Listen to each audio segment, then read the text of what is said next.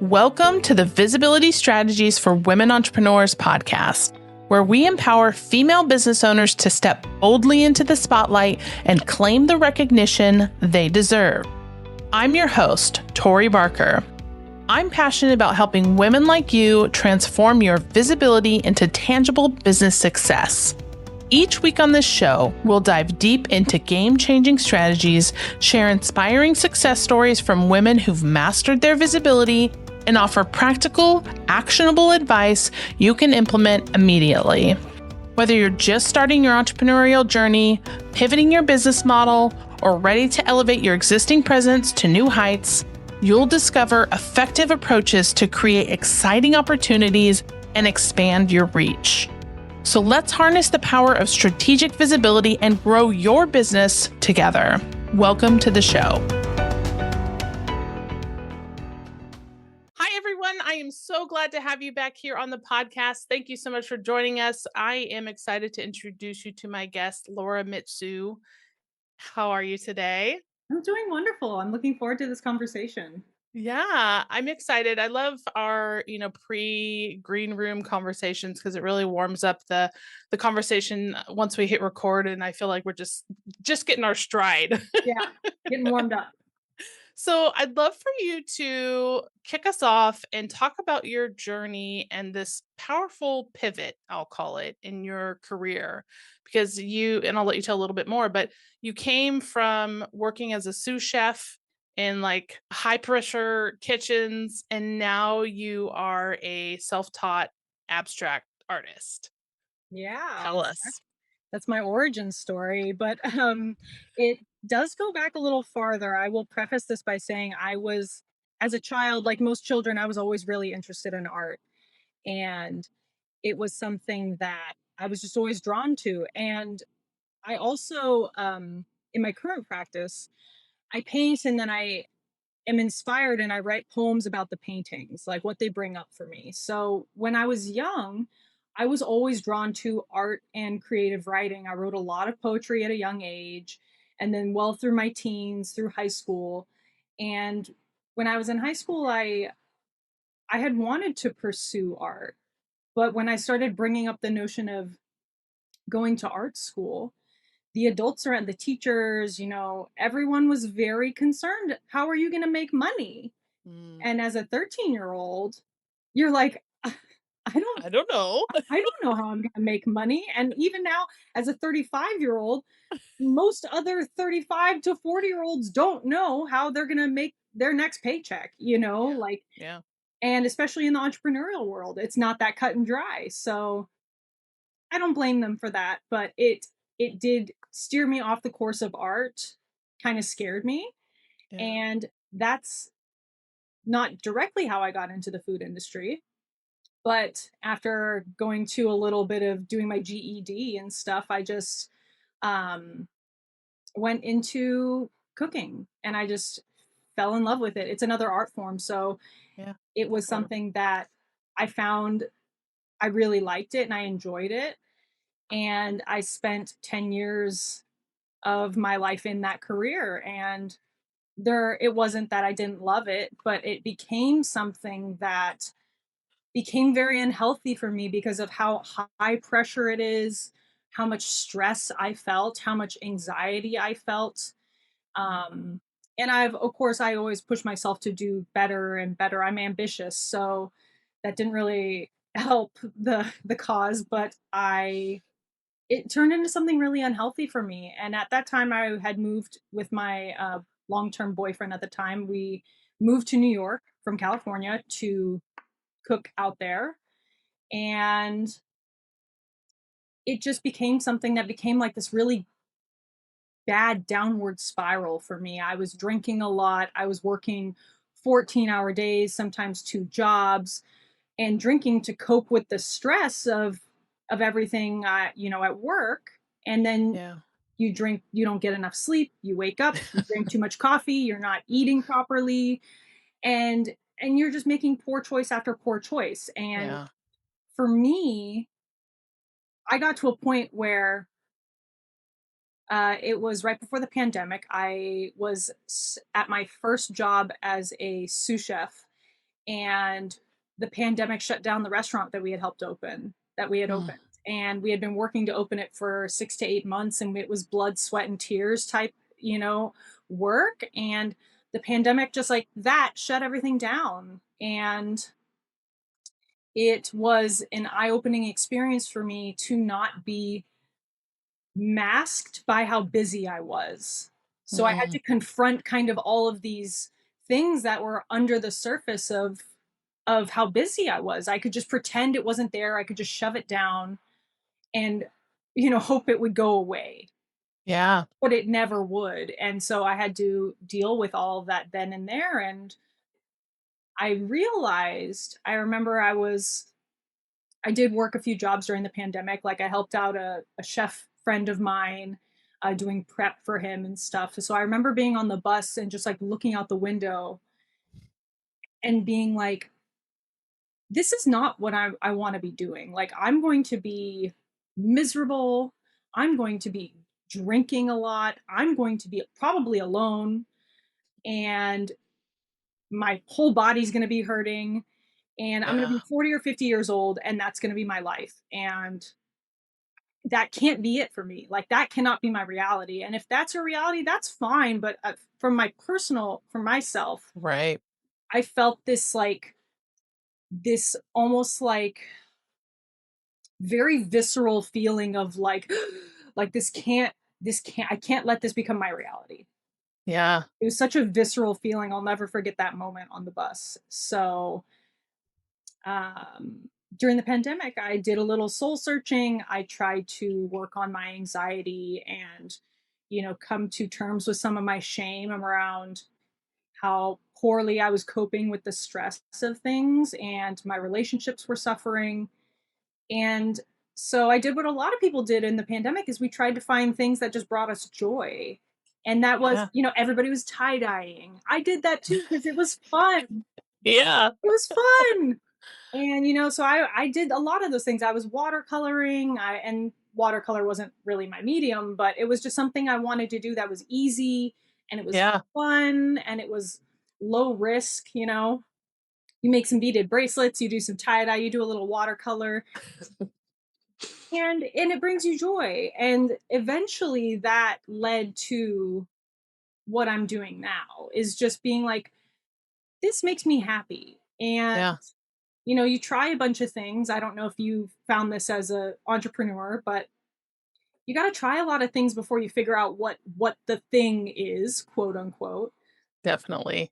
And so I felt that. I even started like a small business doing hand painted stationery, Oh, cool. which was cool. It was beautiful. Like it was very intricate. It was hand painted the cards and the envelopes, which was more unique. But you and people and my friends and family were supporting me, like they were, people were buying it, but like a couple months in, I was like, "Oh, this is not it. Like this is not what I want to be doing for the rest of my life. This is Yeah. this is not it." And so It led you to where you needed to be, though. exactly, it got me in motion and it got me to kind of go through the practice of like having a product or a business and being vulnerable enough to put it out there and say, hey, this is my offer. I would love to Yeah. share it with you. If it resonates, like I'd love for you to have some of it. And Yeah. that already is so hard. And so when I found what I'm actually doing now as an abstract painter, I was just like, this is it. And I just got chills saying that to you right now. Like, this is it. Yeah. This is the thing that I'm supposed to be doing. This is where I'm meant to be. And then here we are. Do you remember your first painting that you did when you went out fully on your own, or maybe your first piece that you sold? I do actually. I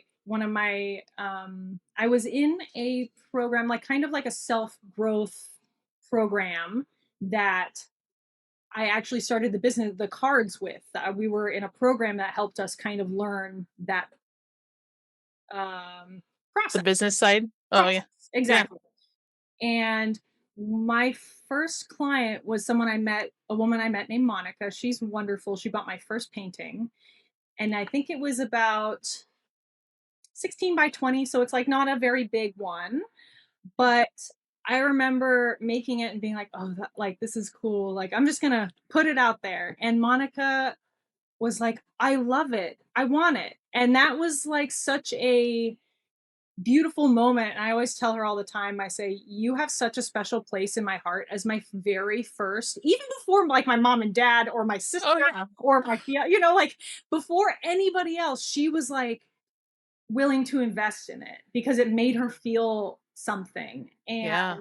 so she has a very special place in my heart for that one. And that one was called Cradled. And I Oh. think she really resonated with that. So yeah. Mm.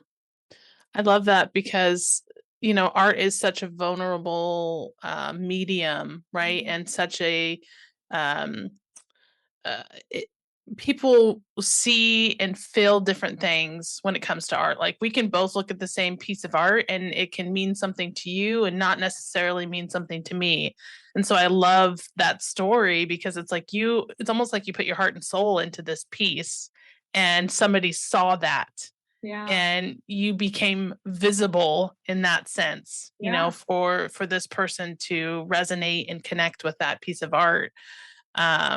So how does that talk about the creative process, and we touched on it being showing your visibility and you being seen through your art. Talk about the creative process that you go through when you're creating art, and how maybe your visibility, your story, your creativity comes into play when you're painting. Yeah, absolutely. Art is, so to echo what you said, art is being vulnerable. And it's funny looking back now, I have always been the person who was told they are too sensitive, too emotional. I cry a lot. Even still, I cry a lot. I embrace it now as an adult. It's just how emotions move through me. Yeah. And I'm also, I will tell people how I feel, Mm. especially the people closest to me, because I feel like I owe that to them so we Yeah. can have clarity around things. So being vulnerable is actually like my superpower. I'm pretty good at it. I'm not saying it's easy, but Yeah. um what I love about painting and being in the studio and creating is it's where I feel the most free. I don't do it in a performative way. Like I don't really like filming myself Mm. painting.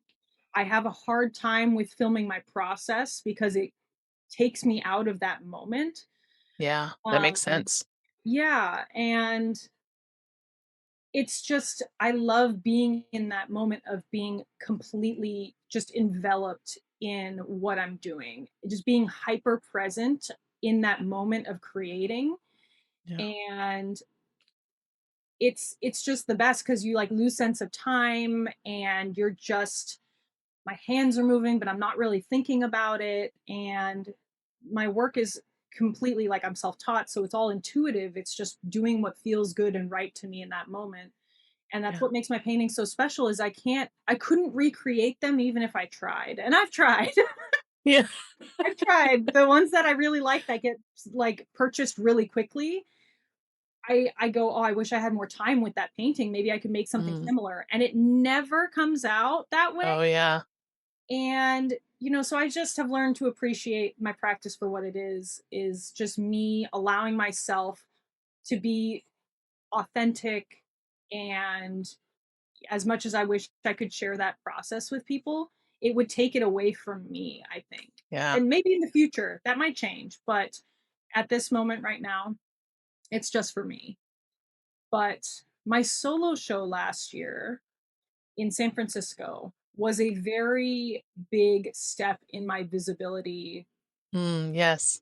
as a person and as an artist because that show was called Poetic Abstraction.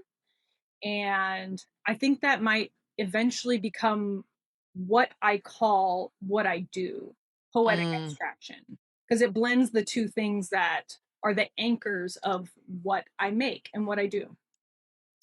And that show, I created all of this work, and written poems about each painting that was in the show. And for the statement pieces, the ones I really loved, I when we hung them on the walls, I also hand wrote on the gallery walls the poem that went with it.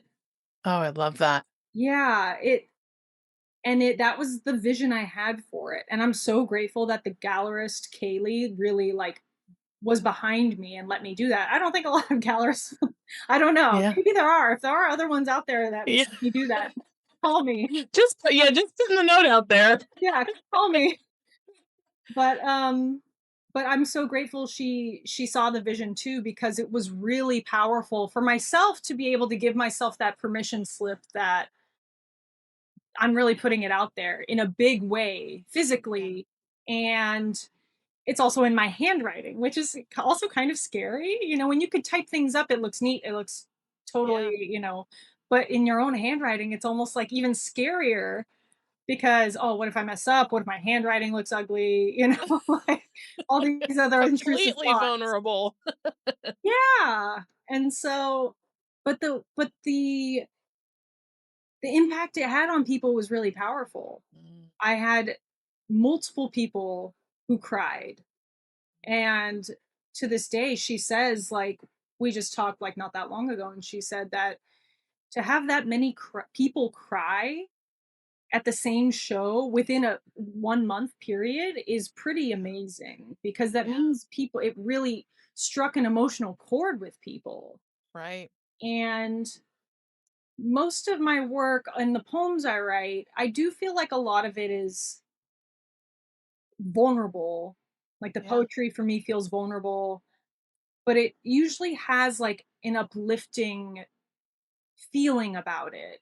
It Yeah. has like an encouraging feeling, because what I really want for my art, and this show showed me this, is that I want to show people through what I do that they're seen and that they're heard and that they are free to be themselves, and that they're understood even in a way that, I can understand you through just my poems or my paintings, and that you're not alone in this complex experience of being human that has so many layers. Yeah. And so if it takes me being vulnerable and putting myself out there, it heals me, it makes me feel seen. Yeah. And if I can do that, then I hope that it can do that for somebody else on the other end of it as well. Yeah. What I love about the work that you do and the artistry that you have is not only do you paint and create art, but you tie in the story. And I think that in itself takes you to the next level Mm. because I mean, I am a artist at heart, not to your level. I love art and creativity and painting and all of those things. And so I've been to many galleries and art shows. And when you look at paintings, at least for myself, when you stand there in front of these paintings, you look at it and you wonder what brought this painting Mm. alive? What's the story behind it? And sometimes you'll just get like a name, like they'll just have Yeah. a name that they named the art. And it's like, I wonder where this came from. And Mm. so for you to incorporate a poem almost telling that story for the person takes takes you to this whole other level that I mean, for me, I haven't heard of many people doing something like that. And so I applaud you for tying in both of those creative elements in your work, because I think that's going to make you very unique and make you stand out in a way that other artists won't be able to compete with, if you will.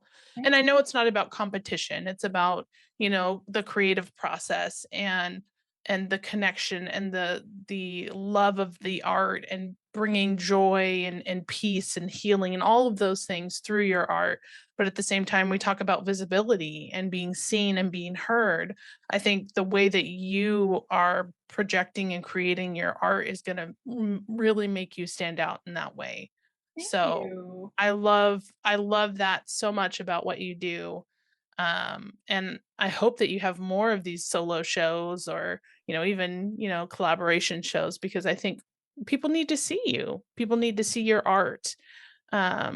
It's just so unique in that way. So I love that. I don't know if that's something that you intended to do or just is like part of what you how did the story and the art come together?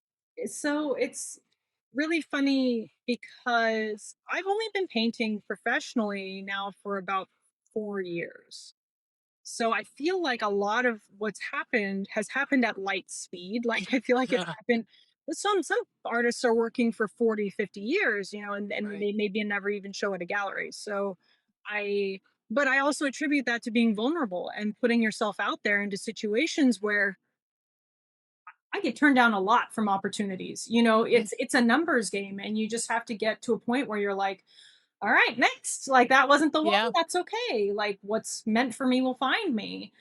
But as far as the poetry coming into the picture, um, it kind of organically found its way into my practice. It just started when before I was doing the work for my solo show, I just started noticing that when I was in the studio and painting, I would like reflect on, after I was done doing a painting session, I would kind of sit back in my chair and like look at it and stuff would come up for me. It would just kind of be like whether it was like a line or and I, get a pen and paper and just start writing.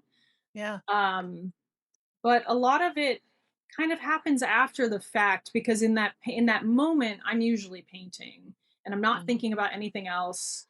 um so I would say most of the time it happens after, but when I was little I loved writing poetry and it was something I did for like all of my class projects. When they're like, you have to write something about your family, when you're like second or third grade, I would Yeah. always write a poem. And I don't even know where that came from. Um, but it's just, I've always loved like creative writing. And Mm. I just started I have an email list, that I write to my 100 lovely email list followers.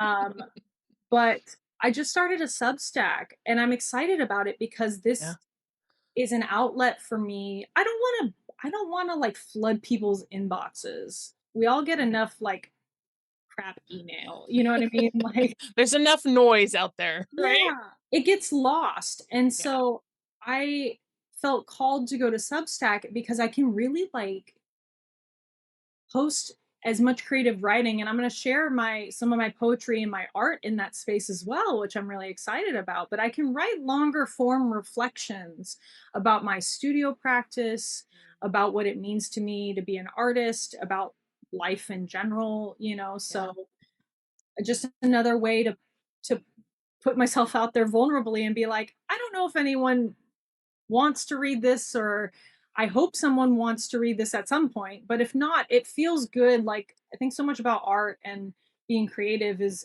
how much we get from the process, like how much we learn about ourselves from the process too. And that matters. It doesn't always turn into dollars, but it matters because it makes the artist who they are.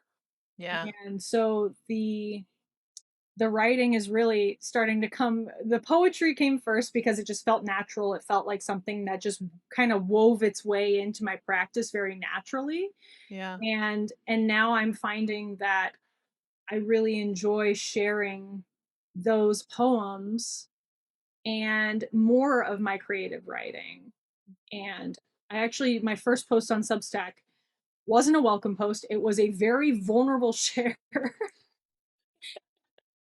about how I felt a little disconnected from the heart of what I do. Like everything I'm sharing with you sometimes it's hard when you get caught up in the business side of things. Yeah.